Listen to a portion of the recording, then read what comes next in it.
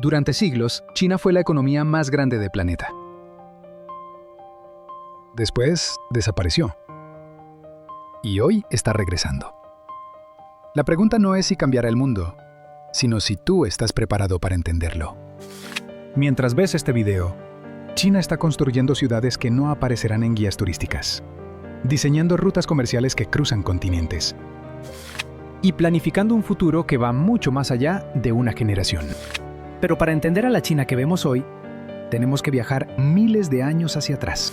Porque para entender la China que hoy sorprende al mundo, primero tenemos que viajar miles de años atrás, a una civilización que nunca desapareció. Sección 1. China no nació ayer. Viajar por China no es visitar un país, es caminar sobre capas de tiempo. Cada dinastía fue una reconstrucción. China no sobrevivió por ser fuerte, sino por saber adaptarse. Cada paso es una huella dejada hace siglos. Cada muro, cada río, cada montaña ha visto imperios nacer y caer. China no es una nación moderna que apareció en un mapa reciente. Es una civilización que aprendió a desaparecer sin morir. Mientras otros imperios colapsaron para siempre, China cayó, se fragmentó, se reconstruyó. Una y otra vez. Las dinastías no fueron solo gobiernos, fueron capítulos. Xia, Shang, Zhou, Qing, Han, Tang, Song, Ming, Qing. Cada una dejó algo atrás. No ruinas, sino cimientos. La escritura que unió territorios lejanos. La burocracia que organizó millones cuando otros apenas gobernaban aldeas. La filosofía que enseñó orden antes que conquistar. Confucio habló de jerarquía, disciplina y deber, cuando gran parte del mundo aún luchaba por sobrevivir. Mientras Europa vivía bajo feudos, China ya usaba papel. Mientras otros navegaban guiados por el azar, China ya tenía brújula. Mientras el poder se heredaba por sangre, China seleccionaba funcionarios por mérito. No fue casualidad. Durante siglos, China no fue una potencia más. Fue el centro. Durante casi 2000 años, China fue la economía más grande del planeta. No como excepción, sino como norma. El comercio fluía hacia ella. El conocimiento nacía en ella. La innovación la atravesaba. El mundo miraba a China, como hoy mira al futuro. Pero incluso las civilizaciones más antiguas pueden caer. Y cuando China cayó, no fue una caída silenciosa. Fue lenta, dolorosa, visible para todos. Y luego, el mundo entero aprovechó. Ese momento de debilidad no fue olvidado. Fue aprovechado por potencias que veían a China no como civilización, sino como botín. Porque ese momento de debilidad no fue olvidado. Fue explotado. Y así comenzó lo que China aún recuerda como el siglo de la humillación. Sección 2. El siglo de la humillación.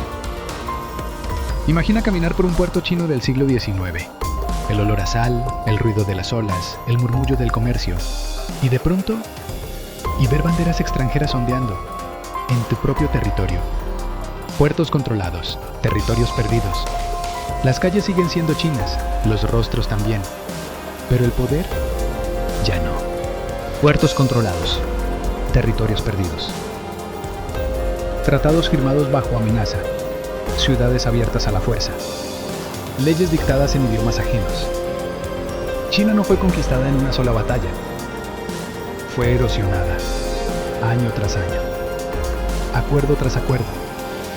Derrota tras derrota. Las guerras del opio marcaron el comienzo.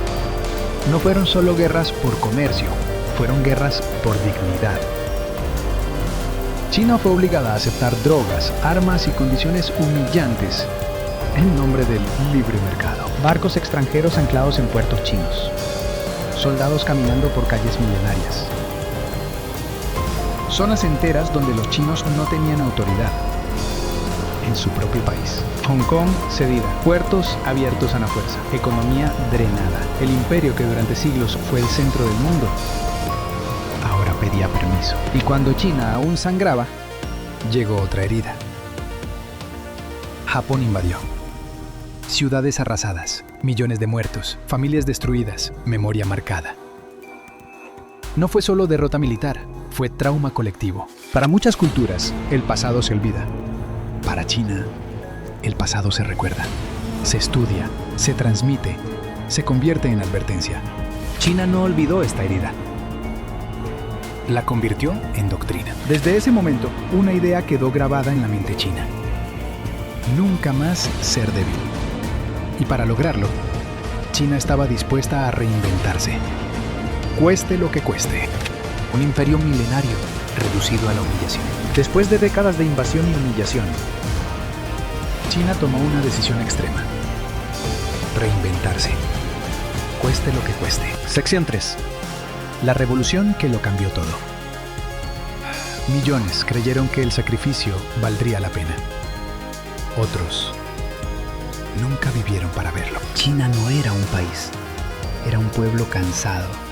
Cansado de humillación, cansado de hambre, cansado de promesas rotas. Cuando la revolución llegó, no lo hizo con certezas. Llegó con esperanza. En 1949, China tomó una decisión radical. Cambiarlo todo. Tierra, poder, sistema. Un país campesino, devastado por guerras, decidió reinventarse bajo una idea absoluta: control. El precio fue enorme, el dolor incalculable, el gran salto adelante, la revolución cultural, nombres que prometían progreso, pero dejaron cicatrices. Millones murieron, familias desaparecieron, tradiciones se rompieron. No fue una transformación limpia. Fue una herida abierta. Algunos creyeron, otros obedecieron. Muchos no tuvieron opción. La historia no siempre avanza con consenso. A veces avanza con miedo. Pero incluso en el caos, algo se estaba formando. Un Estado fuerte, centralizado, disciplinado. China no olvidó su pasado reciente.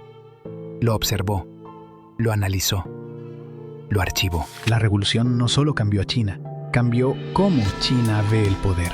Entendió que el desorden trae debilidad, que la fragmentación invita a la invasión y que el control podía ser una herramienta de supervivencia. Pero lo más importante no fue lo que China perdió, sino lo que aprendió. Del sacrificio nació una pregunta peligrosa. ¿Y si China podía hacerse fuerte sin parecerse a Occidente? Sección 4. Riqueza sin democracia. China decidió algo radical: copiar la eficiencia económica, pero no la ideología. ¿Y si el progreso no tuviera una sola forma? Después del caos, China hizo algo que nadie esperaba. Abrió su economía, pero no abrió su sistema político. Durante décadas el mundo asumió una regla simple: riqueza trae libertad, crecimiento trae democracia. China decidió poner esa regla a prueba. Tras la muerte de Mao, llegó Deng Xiaoping, y con él una frase que lo cambió todo. No importa si el gato es blanco o negro, mientras case ratones. China no eligió capitalismo puro, ni socialismo clásico. Eligió algo distinto: eficiencia económica sin pluralismo político. Zonas económicas especiales, inversión extranjera, fábricas, exportaciones.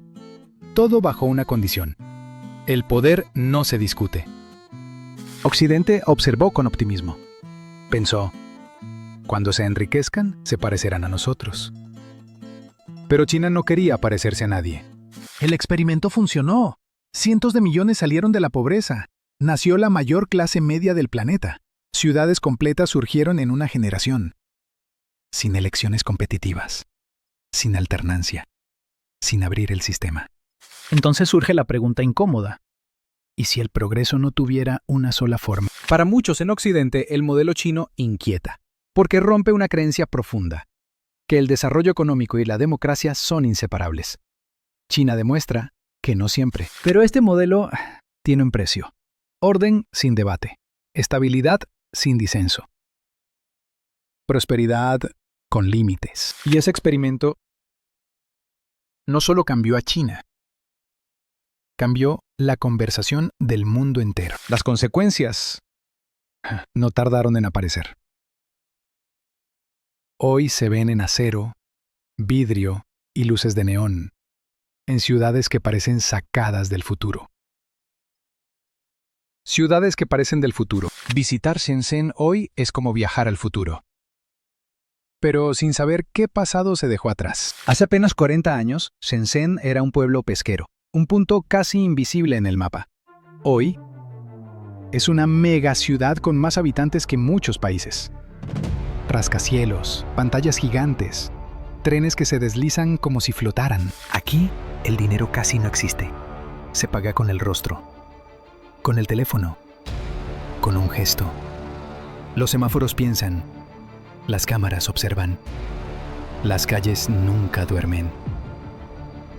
Todo funciona demasiado bien. Y Shenzhen no es una excepción. Shanghai, Beijing, Guangzhou, Chongqing. Más de 600 ciudades. China construye ciudades más rápido de lo que otros países planifican barrios. Trenes de alta velocidad cruzan el país como venas de acero. En horas, lo que antes tomaba días. El tiempo se comprime. La distancia deja de importar. Pero cuanto más alto crece el vidrio, más profunda se vuelve la sombra. Porque estas ciudades no solo están diseñadas para vivir, están diseñadas para funcionar, para optimizar, para medir, para ordenar.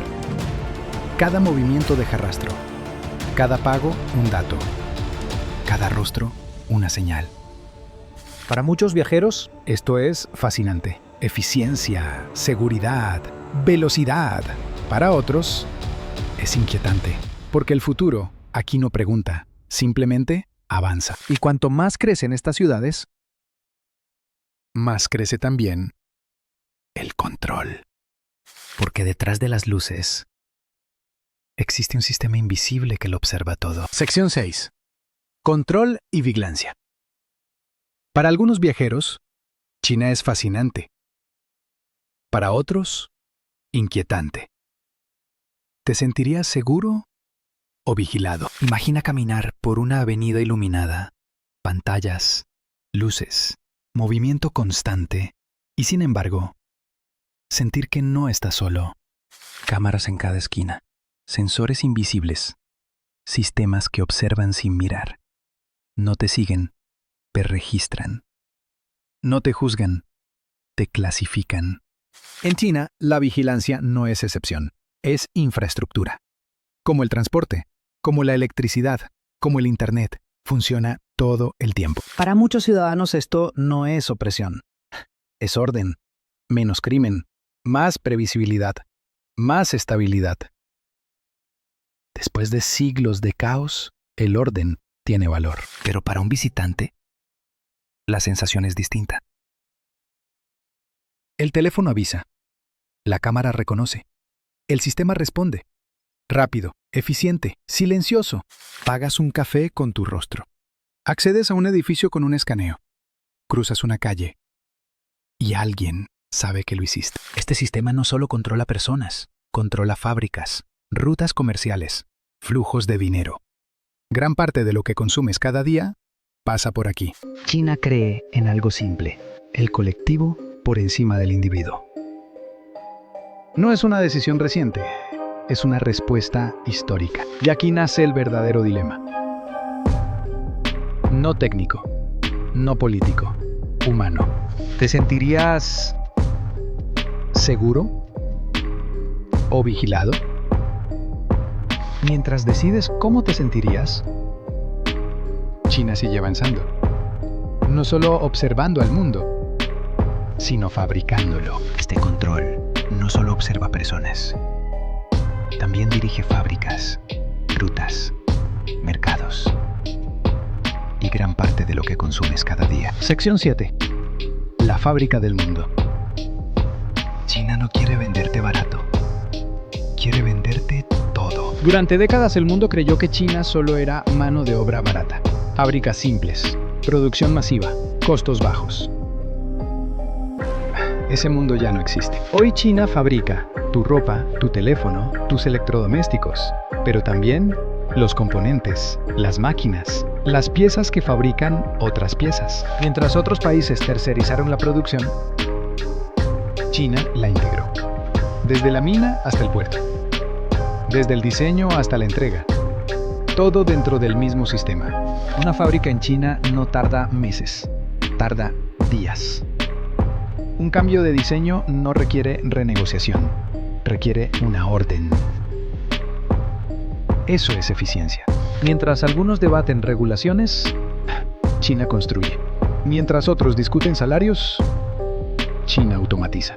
Mientras unos reaccionan, China planifica a 30 años. Millones de trabajadores, jornadas largas, disciplina estricta, pero también capacitación técnica, escala, especialización. No es improvisación, es sistema. China no solo produce para su mercado, produce para América, Europa, África, América Latina, y cada contenedor que sale del puerto lleva dependencia. Cuando China se detiene, las cadenas globales colapsan. Faltan chips, faltan piezas, faltan productos. El mundo entero lo ha sentido. Y eso tiene consecuencias globales. Pero fabricar el mundo no es suficiente. El siguiente paso es dirigirlo. Sección 8. China y el mundo. La nueva ruta de la seda no es una carretera. Es una red invisible de influencia. No empieza en China ni termina en Europa. Se extiende en silencio, por puertos, ferrocarriles, carreteras, satélites, cables submarinos. No conquista territorios, conecta dependencias. Mientras otras potencias hablan de bases, China habla de infraestructura. Mientras unos envían soldados, China envía ingenieros. Y donde llega el cemento, llega la influencia. Un puerto financiado, un tren construido, una deuda asumida. No parece poder, hasta que lo es. China no piensa en ciclos electorales, piensa en generaciones. Un proyecto hoy puede tardar décadas, pero cuando madura, es irreversible. Cada país conectado gana infraestructura, pero también adapta decisiones, contratos, votos, silencios. La influencia moderna no ordena, sugiere. Regiones olvidadas por el capital tradicional encuentran en China una puerta abierta, rápida, sin demasiadas preguntas. El precio se paga después. China no exige ideología. No exporta religión. No promete democracia. Ofrece algo distinto: desarrollo sin discurso. ¿Es cooperación o dependencia? La respuesta no es inmediata. Se revela con el tiempo. Cuando una red une continentes, no necesita dominar, solo permanecer. Pero toda expansión tiene límites. Y todo gigante enfrenta tensiones internas. Sección 9. Pensar en siglos. En China, el tiempo no corre. Se administra. Mientras gran parte del mundo vive atrapado en el presente, China piensa en consecuencias, no en resultados inmediatos, en trayectorias. Un proyecto no se mide por su impacto hoy, sino por lo que será dentro de 30, 50, un siglo. Esta mentalidad no nació con el partido. Viene de mucho antes, de imperios que aprendieron que resistir era pensar más allá de una vida humana. Para China, la paciencia no es debilidad, es ventaja. Esperar también es actuar. Mientras otros reaccionan, China observa. Mientras otros corrigen errores, China los incorpora al plan. Nada se descarta, nada se olvida. Por eso, cuando parece inmóvil, está avanzando. Esta forma de pensar explica decisiones que desde fuera parecen lentas o incomprensibles, pero que dentro siguen una lógica férrea. Un error hoy puede ser tolerable si fortalece la posición mañana. En China no se busca ganar cada batalla. Se busca no perder la guerra. Y esa guerra no siempre se libra con armas. Se libra con tiempo, con paciencia, con memoria. Pero incluso los planes más largos enfrentan límites. Porque ningún gigante crece sin fricción. La pregunta ahora es, ¿qué tan lejos puede llegar China? Sección 10. ¿Hacia dónde va China? China no es invencible, pero tampoco es improvisada. Tiene desafíos reales. Demografía envejecida, desigualdad interna, presión internacional. Nada de eso es invisible para ellos. El gigante avanza, pero siente el peso de su propio tamaño. Cada decisión impacta a millones. Cada error resuena en todo el sistema. China ya no puede copiar. Ya no puede esconderse. Ahora debe liderar. Y liderar es más difícil de crecer. Porque exige responder preguntas que antes podían ignorarse. ¿Puede crecer sin perder control? ¿Puede innovar sin abrirse? ¿Puede influir sin provocar resistencia? No hay respuestas simples. Y eso es lo peligroso. Y lo fascinante. China no busca dominar el mundo mañana.